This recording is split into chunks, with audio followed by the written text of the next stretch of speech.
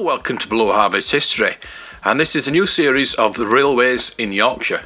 Part 1, Great Northern Echoes. The Great Northern was a latecomer amongst trunk main lines, sanctioned at the height of the railway mania in 1846. It was a deliberate and concerted attempt to break George Hutcheson's stranglehold on the East Coast route by building a direct main line from London to York via Peterborough, Grantham and Doncaster. 30 miles shorter than the Hudson route through Derby and Normanton, the Great Northern obviously attracted the full wrath of the railway king, who denounced it as the most complete monopoly ever sought to be established. Yet all his efforts failed to prevent the Parliament giving its blessing to the largest ever single railway scheme in terms of both mileage and capital.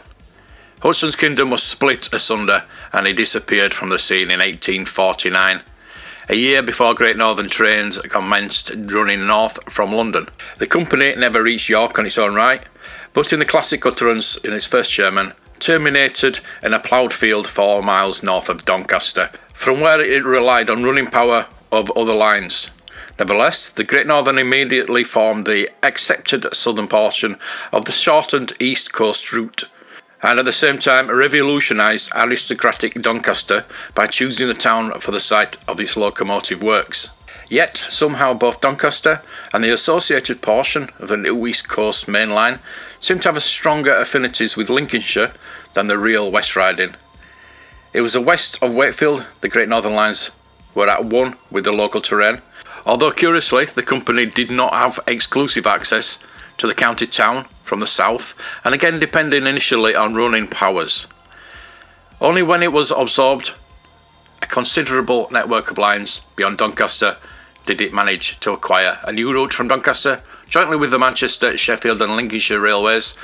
The most important portion of the network extended to Leeds Central and then on to Bradford Exchange. Although there were other more steeply graded approaches to the West Riding's wool capital via the breezy heights of Morley or through Dewsbury and Batley, other lines included the Methley joint linking Lofthouse with Castleford, the PUDSEY loop and the outer suburban route from Laserdyke to Shipley through Eccleshill and Idle.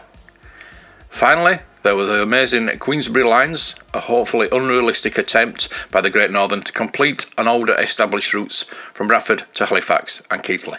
The West Riding was fortunate at the grouping that the Great Northern became part of the LENER and the Midland a constitution of the LMS, so that services from both Leeds and Bradford remained competitive.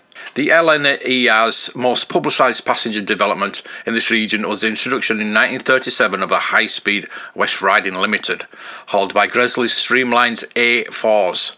It comes of something of a shock to realise all these years on, home-produced energy was whisking passengers up from Leeds to London in a time only minutes slower than that's achieved by today's trains.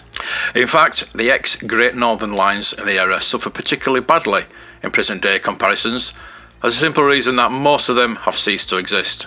Of the once substantial network, only the basic main line from Doncaster to Bradford via Leeds still carries passenger traffic. In part 2, we're going to be looking at the rails to Huddersfield, so please subscribe, press that bell icon, and as always drop me a like. See you next time.